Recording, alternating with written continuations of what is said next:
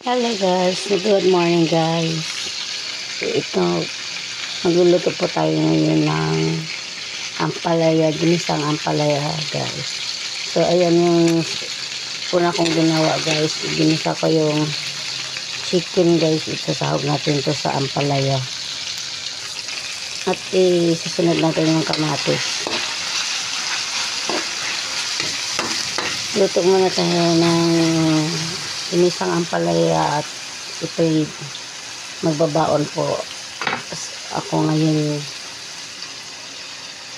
pasok po ng morning shift.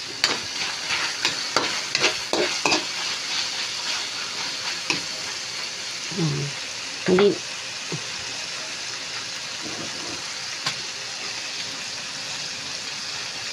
so look guys, ito na ilalagay na natin yung ampalaya natin sa ating ginisang chicken, sibuyas, bawang. So ito susunod na po yung ampalaya guys. Hindi po yan siya mapait guys kasi magdamag po siya, nakababad sa tubig na may asin. Kaya hindi po ito mapait yung aking ampalaya. So hello, good morning. Ayan na po ang aking ginisang ampalaya. Yan, yummy ang aking gulay ampalaya. Nilagyan ko siya ng chicken na ginayat ko sa maliliit para naman lumasa ang ating ginisang ampalaya. So, wow! Ito na po ang aking ginisang ampalaya. Wow! Sarap! Masarap ang aking ginisang ampalaya. So, ang last natin ilalagay guys ay yung lagay na natin yung egg.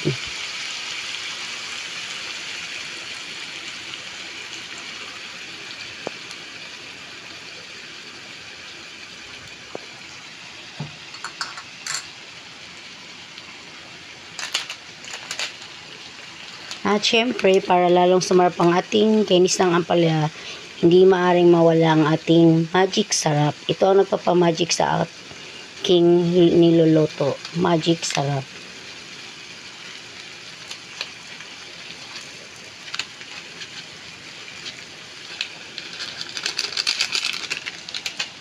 So, haluin na natin.